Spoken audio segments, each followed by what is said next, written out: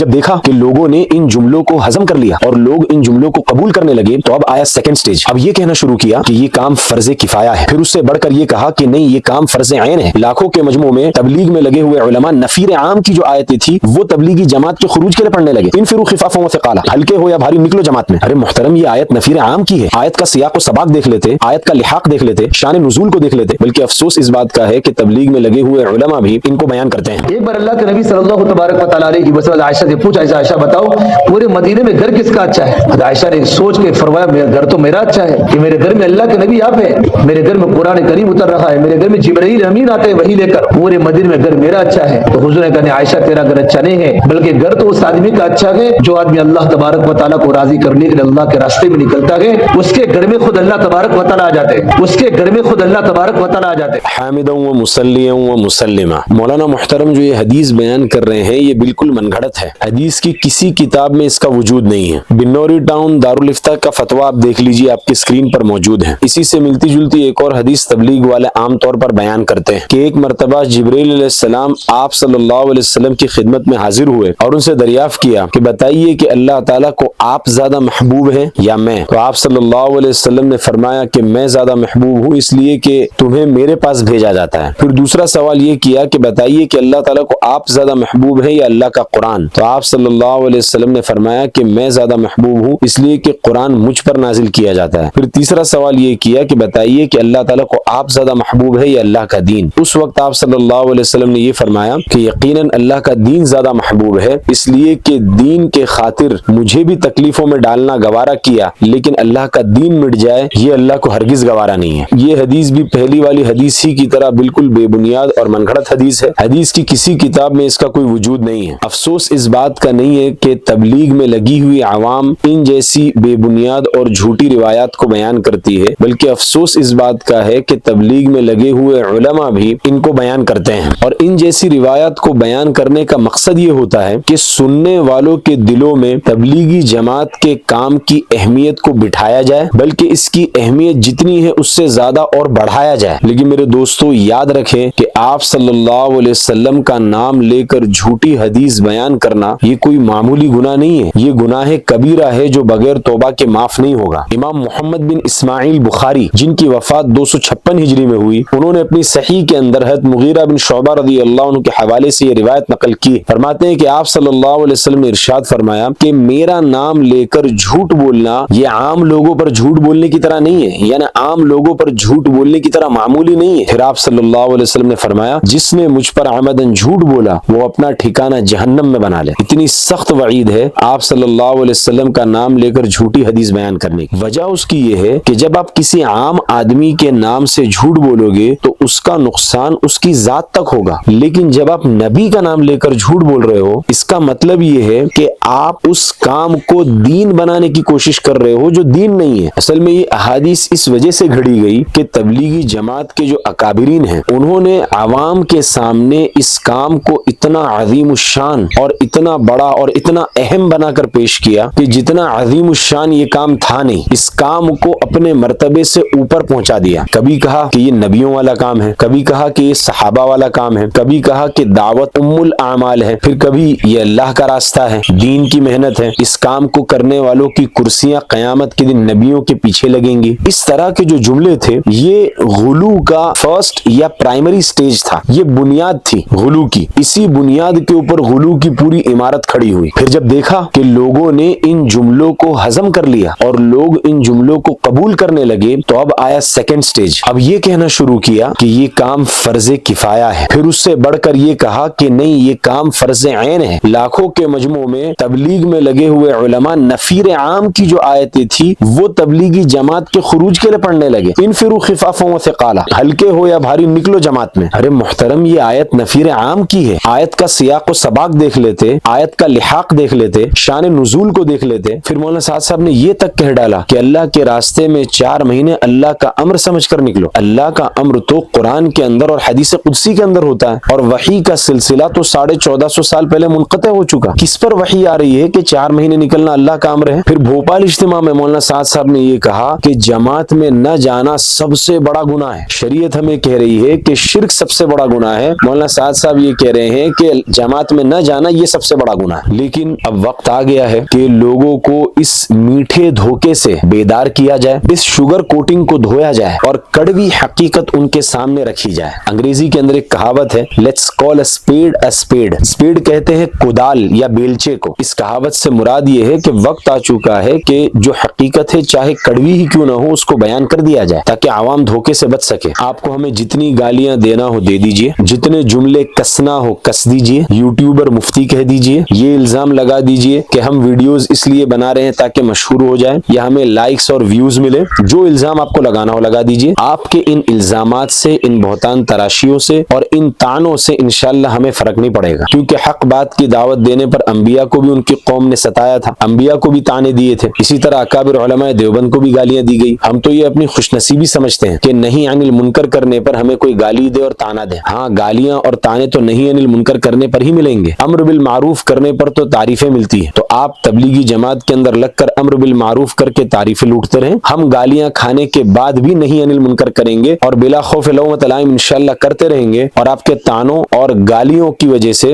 ہم نہیں عن المنکر کو نہیں چھوڑیں گے, اور غلط چیز غلو اور بدعات پر ہم ضرور ٹوکیں گے اور حق بات کو عوام تک پہنچائیں گے. اور تبلیغی جماعت کے کام کے بارے میں حق بات یہ ہے کہ مولانا الیاس صاحب کاندھلوی رحمت اللہ علیہ نے جو ایک کام شروع کیا تھا, جو مروجہ تبلیغی کام کا جو خاکہ ہے, 4 مہینے 40 دن مستورات کی جماعت, روزانہ کے 5 کام, دعوت تعلیم استقبال, ہفتے کا گشت مشورہ وغیرہ, یہ جو پورا ایک خاکہ ہے جماعت میں نکلنا وغیرہ, یہ نہ تو فرض عین ہے, نہ واجب ہے, یہاں تک کہ مستحب بھی نہیں ہے, یہ صرف اور صرف مباح ہے. اور مباح کی تعریف مفتی کفایت اللہ صاحب نے تعلیم الاسلام کے اندر یہ کی ہے کہ مباح اس عمل کو کہتے ہیں جس کے کرنے کے اوپر کوئی ثواب نہیں ملے گا اور جس کے نہ کرنے کے اوپر کوئی گناہ نہیں ہوگا. جماعت میں نکلنے پر تو ثواب نہیں ملے گا, ہاں جماعت میں نکل کر جو نیکیاں آپ وہاں پر کریں گے, قرآن کی تلاوت کریں گے, تعلیم کے حلقوں میں بیٹھ کر آپ احادیث کو سنیں گے, لوگوں کو دین کی طرف بلائیں گے, اللہ کی بڑائی بولیں گے, ان چیزوں پر آپ کو ثواب ضرور ملے گا. اور جماعت میں جا کر جو نیکیاں کرنے پر آپ کو ثواب ملے گا, وہ نیکیوں کا ثواب آپ کو مقام پر بھی ملے گا. یا تبلیغی جماعت کے طریقے سے ہٹ کر وہی نیکیاں اگر آپ دوسرے طریقے پر کرو گے تو وہاں پر بھی آپ کو وہی ثواب ملے گا. ایسا نہیں ہے کہ مولانا الیاس صاحب رحمۃ اللہ علیہ کے طریقے کے مطابق اگر آپ تبلیغ کر رہے ہو تو اس کا ثواب کچھ ایکسٹرا ہے, اور دوسرے طریقے کے مطابق اگر آپ تبلیغ کرو تو اس میں کچھ کم ثواب آپ کو ملے گا. ایسا ہرگز نہیں ہے. لیکن جو یہ خاکہ, جو سٹرکچر بنایا ہوا ہے تبلیغی جماعت کا, اس کے اوپر کوئی ثواب نہیں ہے, یہ مباح ہے. اور مباح بھی اس وقت تک ہے جب تک کہ اس کے اندر بدعات اور دیگر منکرات شامل نہ ہو جائے. اگر اس مباح کے اندر منکرات شامل ہو گئے, بدعتیں شامل ہو گئی, غلو شامل ہو گیا, اب یہ مباح کام بھی ناجائز اور مکروہ ہو جائے گا. اور اگر آپ یہ کہو گے کہ ثواب ہی نہیں ملے گا تو تبلیغی جماعت میں ہم کیوں جائیں, تو اس کے 2 جواب سن لیجئے. پہلا جواب تو یہ ہے کہ کسی عمل کے اوپر اگر شریعت کی طرف سے ثواب ثابت نہیں ہے تو نہیں ہے. آپ کو وہ کام کروانے کے لیے کیا جھوٹا ثواب ثابت کر دیا جائے؟ بھائی ایک عمل کے لیے ثواب ثابت نہیں ہے, شریعت کی طرف سے تو نہیں ہے. ہمیں اپنے آپ کو شریعت کے تابع کرنا ہے, شریعت کو اپنے تابع نہیں بنا لینا ہے. دوسرا جواب, جماعت میں نکل کر جو نیک اعمال آپ کریں گے, قرآن کی تلاوت کریں گے, ذکر کریں گے, تعلیم کے حلقوں میں بیٹھ کر احادیث سنیں گے, تو ان سارے نیک اعمال کا ثواب تو آپ کو ملے گا. ان نیکیوں کے لیے آپ جائیے جماعت میں. یعنی آپ یہ ضد کیوں کر رہے ہیں کہ نفس خروج کے اوپر, جماعت میں نکلنے ہی کے اوپر کوئی مخصوص الگ طرح کا ثواب آپ کو ملے؟ ہاں, دل تھام کر بیٹھیے, کیونکہ میں تعریفیں کرنے والا مفتی نہیں ہوں, میں حق بیان کروں گا. تبلیغی جماعت کے اندر یہ ٹرینڈ ہے کہ وہ عالم سب سے اچھا جو تبلیغی جماعت کی تعریف کرے اور تبلیغی جماعت کے منکر پر نکیر نہ کرے. جب تک آپ تبلیغی جماعت کے منکر پر نکیر نہیں کریں گے تب تک آپ بہت بڑے عالم ہوں. وہ کہتے رہیں گے ماشاءاللہ آپ کتنے بڑے عالم ہیں, کبھی منکر کے اوپر نکیر ہی نہیں کرتے. جس دن آپ نے تبلیغی جماعت کے کسی منکر کے اوپر نکیر کر دی, اس دن آپ کو سر کے تاج سے اٹھا کر پیر کی جوتیوں کے تلے رون دیا جائے گا.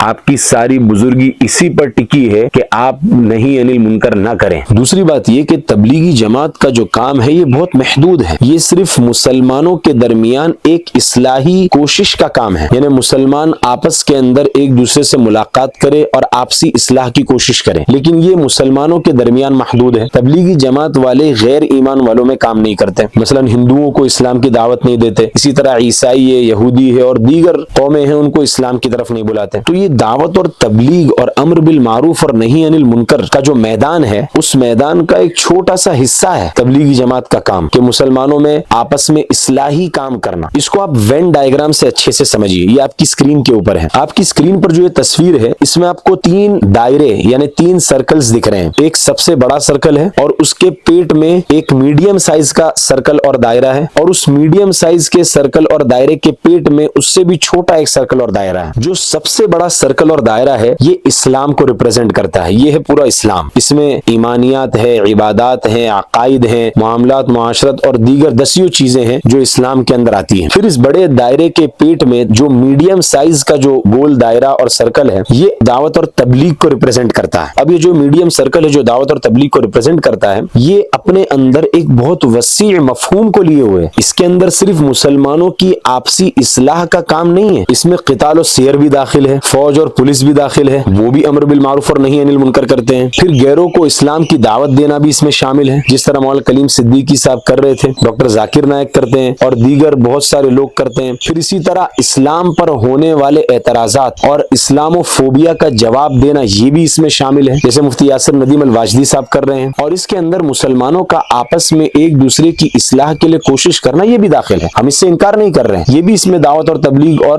امر بالمعروف اور نہی عن المنکر میں شامل ہے۔ اب یہ جو میڈیم دائرہ تھا، اس کے پیٹ میں ایک اور چھوٹا دائرہ ہے۔ یہ جو چھوٹا دائرہ ہے نا، یہ چھوٹا دائرہ وہ ہے جو مسلمانوں کا آپس میں ایک دوسرے کی اصلاح کی کوشش کرنے کو ریپرزینٹ کرتا ہے، یعنی پورے دعوت اور تبلیغ اور امر بالمعروف اور نہی عن المنکر کا جو وسیع دائرہ ہے، اس میں مسلمانوں کا آپس میں ایک دوسرے کی اصلاحی کوشش کرنا، اس کا حصہ اور اس کا جزو کتنا ہے، یہ آپ اس سے دیکھ سکتے ہیں۔ اچھا، اس سے آگے بڑھ کر میں آپ کو اور مزے کی بات یہ بتاتا ہوں کہ جو سب سے چھوٹا جو دائرہ ہے، یہ مسلمانوں کا آپس میں ایک دوسرے کی اصلاحی کوشش کرنے کو ریپرزینٹ کرتا ہے، تبلیغی جماعت کے مروجہ کام کو ریپرزینٹ نہیں کرتا ہے۔ کیا مطلب اس کا؟ یعنی مسلمانوں کی آپس میں ایک دوسرے کی اصلاحی کوشش کرنا، اس کے اندر خانقاہ والے بھی شامل ہو گئے، تبلیغی جماعت والے بھی شامل ہو گئے، اور ان دونوں کے علاوہ اگر کوئی اور تیسرے یا چوتھے طریقے سے مسلمانوں کے درمیان اصلاح کی کوشش کرے، وہ بھی اس میں شامل ہے۔ تو تبلیغی جماعت کا مروجہ کام جو ہے، یہ اس چھوٹے دائرے کو بھی پورے طور پر وسیع نہیں ہے، بلکہ تبلیغی جماعت کا مروجہ کام یہ اس چھوٹے دائرے کا بھی ایک چھوٹا سا حصہ ہے۔ اب آپ غور کیجئے کہ یہ جو سب سے چھوٹا والا دائرہ ہے، یہ ہے تو دعوت اور تبلیغ کے اس میڈیم سائز کے دائرے کے اندر، یعنی آپ اپنے مسلمانوں کے اصلاحی کام کرنے کو یا تبلیغی جماعت کے مروجہ کام کو آپ دعوت اور تبلیغ کہہ سکتے ہیں، کیونکہ وہ اسی دائرے کے اندر ہے۔ آپ اس کو امر بالمعروف اور نہی عن المنکر کہہ سکتے ہیں، کیونکہ وہ اسی دائرے کے اندر ہے۔ لیکن تبلیغی جماعت اور امر بالمعروف کا جو میڈیم جو گول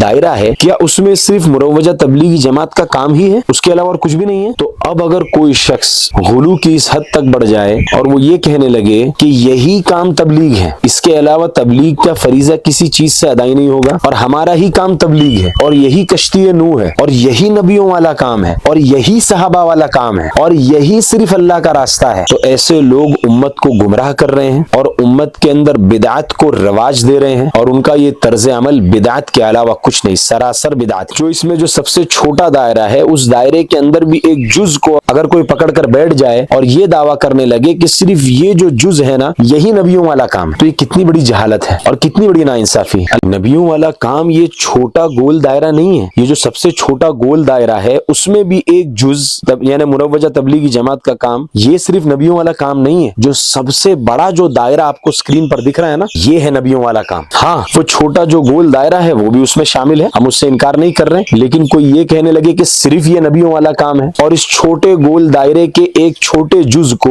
پورے بڑے گول دائرے کے اوپر حاوی کر دے، یہ کتنی غلط بات ہے، یہ کتنی بڑی جہالت ہے اور کتنی بڑی ناانصافی۔ اللہ تعالی ہمیں دین کی صحیح سمجھ عطا فرمائے۔ ھذا وصلی اللہ علیہ وسلم۔